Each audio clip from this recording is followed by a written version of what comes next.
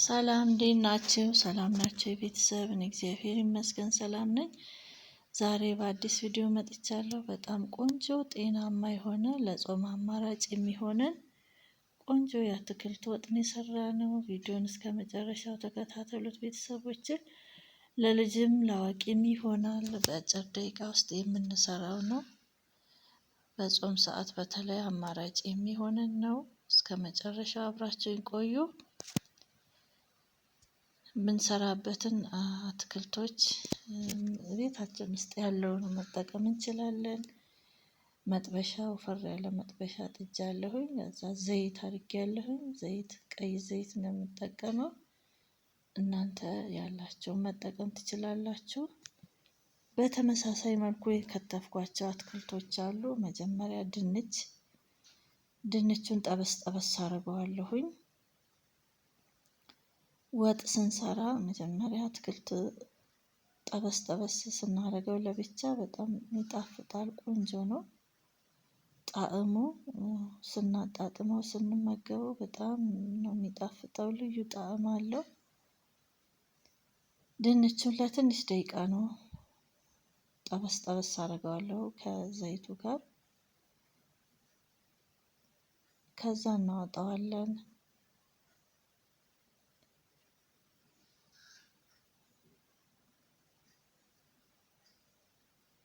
አትክልት እንዳልኳችሁ ያለንን አትክልት መጠቀም እንችላለን። እኔ የተጠቀምኩት ድንች፣ ካሮት እና ፎሶሊያ ነው።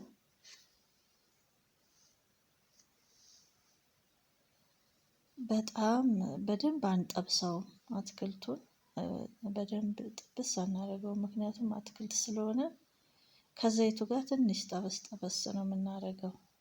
ካሮቱንም እንደዛው ለብ ለብ ጠበስ ጠበስ ነው እንጂ በደንብ አይጠበስም። ጊዜ ወስደን በደንብ ጥብስ አናደርገውም። ትንሽ ብቻ ገረፍ ገረፍ ትንሽ ለብ ለብ ነው የምናደርገው። ይኸውም አንደኛ ቶሎ ይበስልልናል፣ ጊዜ አይወስድብንም ስናቁላላው። ሁለተኛ ደግሞ ለጣዕሙ ቆንጆ ይሆናል። ካሮቱንም ለትንሽ ደቂቃ ጠበስ ጠበስ ካረኩት በኋላ አውጥቼ ፎሶሊያውንም እንደዛው። በተለይ ፎሶሊያው መልኩ ልም ብሎ ጥፍት እስከሚል ሳይሆን ወዙን እንደጠበቀ እንዲሆንልኝ ትንሽ ጊዜ ነው፣ አረንጓዴነቱን ሳይለቅ ለትንሽ ጊዜ ብቻ ጠበስ ጠበስ አደርገዋለሁኝ።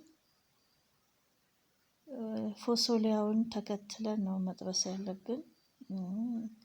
አቆራረጡ ፎሶሊያው ያው ሌላ ቅርጽ ስለማይዝ ካሮቱንና ድንቹን ቀጠንና ረዘም አድርጌ ነው የከተፍኩት ከፎሶሊያው ጋር እንዲመሳሰልልኝ ማለት ነው። ሶስቱንም ከጠበስኩት በኋላ በዛው በጠበስኩበት ዘይት ሌላ ዘይት ሳልጠቀም ሽንኩርት አቁላላለሁኝ። ቀይ ሽንኩርት በርከት አድርጌዋለሁ። ሽንኩርቱን የከተፍኩትም ደግሞ ጎላ ጎላ አድርጌ ነው። እናንተ ደቀቅ ማድረግም ይቻላል።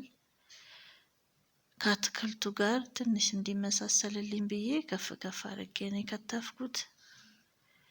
በቁመትም መክተፍ ይቻላል። ሽሪምሪም ሽንኩርቱን ትንሽ በርከት ያረኩበት ምክንያት ሶሱ ወፈር እንዲልልኝ፣ ሌላ ነገር ስለማንጠቀም አትክልቱን ብቻ ስለሆነ እንዳይቀጥንብን ሶሱን ስንሰራ ሽንኩርት በርከት አድርጌያለሁኝ። ከዛ አንድ ማንኪያ የሚሆን በርበሬ ጨምሬያለሁኝ።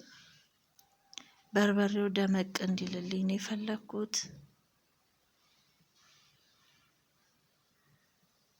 እዛ በደንብ ከሽንኩርቱ ጋር በደንብ አድርጌ አሸዋለሁኝ።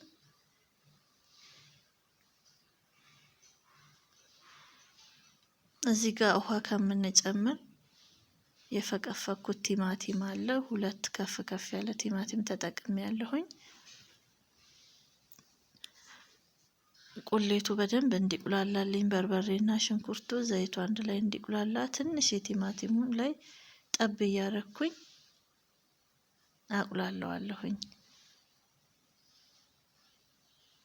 ከ30 ደቂቃ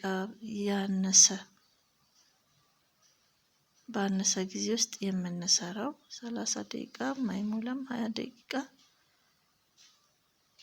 ከታትፈን ቁጭ ካደረግነው ብዙ ጊዜ አይወስድብንም። ቲማቲሙን ጨምሬ እንደዚህ ትንሽ ትንሿን እየጨመርኩ ለትንሽ ደቂቃ በርበሬውን ካቁላላሁት በኋላ ከዛ ቲማቲሙን ሁሉንም ጨምሬ አንድ ላይ እንደዚህ ጠብሰዋለሁኝ፣ አቁላለዋለሁኝ።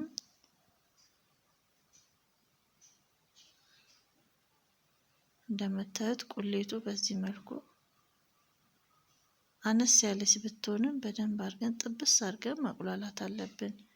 ነጭ ሽንኩርት የማይቀር ነው። ነጭ ሽንኩርት እንጨምራለን። ቆንጆ የአትክልት በቲማቲም ስልስ በርበሬውን እንዳልኳችሁ አውቄ ነው ጠቃ ያረኩት። ጨው ጨምሬ ያለሁኝ፣ ከዛ አፍሬጅ ጨምሬ ያለሁኝ።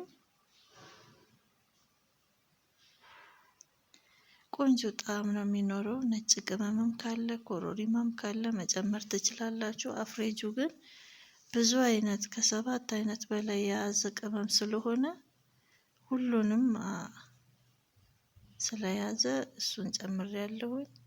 እናንተ ያላችሁን ነጭ ቅመምም ኮረሪማም እዚህ ጋር መጨመር ይቻላል። በደንብ አድርጌ ጥብስ አድርጌ ካቁላላሁት በኋላ ትንሽዬ ውሃ ጨምራለሁኝ። አትክልቶቹ የተጠባበሱትን ስጨምር ድርቅ እንዳይልብኝ ውሃ ትንሽ መረቅ እንዲኖረው ውሃ ጨምራለሁኝ። መልኩም እንደዚህ ቆንጆ ሆኗል። እዛ የጠባበስነውንም 3ቱንም አትክልቶች እንጨምራለን። ከ3ቱ አንዱ ብቻ ቢኖረን ራሱ በአንዱም ብቻ መስራት እንችላለን። ግድ 3ቱም አይነት ሊኖረን አይጠበቅብንም። የለንም ብለን ከመስራት መቆጠብ የለብንም፣ እንሰራዋለን ማለት ነው። ጾም ስለሆነ የተለያየ መንገድ አትክልቶችን እየሰራን መጠቀም እንችላለን። ፎሶሊያ፣ ካሮትና ድንቹን የጠባበስኩትን ጨምሬበታለሁ። ትንሽ ጊዜ ደግሞ እንዲንተከተክ ተወዋለሁኝ። መንተክተክ አለበት። እሳቱን ዝቅ እናደርግና ስርስር ብሎ ከቁሌቱ ጋር እንዲዋሃድ አትክልቶቻችን የጠባበስ ነው ቆንጆ ጣዕም እንዲኖረው ክድና አድርጌ ትንሽ ደቂቃ ጠብቀዋለሁኝ። አብሮ ውስጥ ለውስጥ ተብላልቶ ቆንጆ እንዲሆን በዚህ መልኩ እንደዚህ ሆኗል። ትንሽ መጠጥ እስከሚልልኝ ድረስ እሳት ላይ አቆየዋለሁኝ። በአጭር ደቂቃ ውስጥ የምንሰራው ቆንጆ የጾም አማራጭ፣ በርበሬ ያልበዛበት፣ አትክልቶቹም ብዙ ሳይጠባበሱ ለብ ለብ አድርጌ ከቁሌቱ ጋር ጨምሬ አቁላልቼ፣ ቲማቲምም እንደዛው ቆንጆ ነው። ቆንጆ የአትክልት ወጥ ለጾም ጊዜ አማራጭ የሚሆነን፣ ለልጆች ምሳ እቃ ውስጥም ብንጨምር የሚሆን፣ መልኩም ያምራል፣ ሽታውም ደስ ይላል።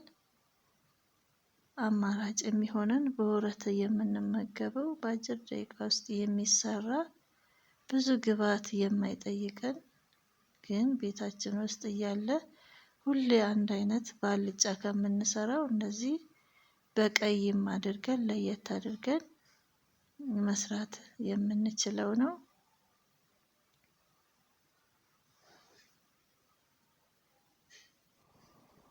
ይሄው እንደምታዩት በዚህ መልኩ ቀርቧል ማለት ነው። ከተለያየ የጾም ምግቦች ጋር የምንሰራው ቆንጆ የጾም አማራጭ ነው። እናንተም እንደወደዳችሁት ተስፋ አድርጋለሁ ቤተሰቦቼ። እስካሁንም አብራችሁኝ ስለነበራችሁ ከልብ አመሰግናለሁ። በቀጣይ በሌላ ቪዲዮ እስከምንገናኝ ድረስ ቸር ቆዩኝ።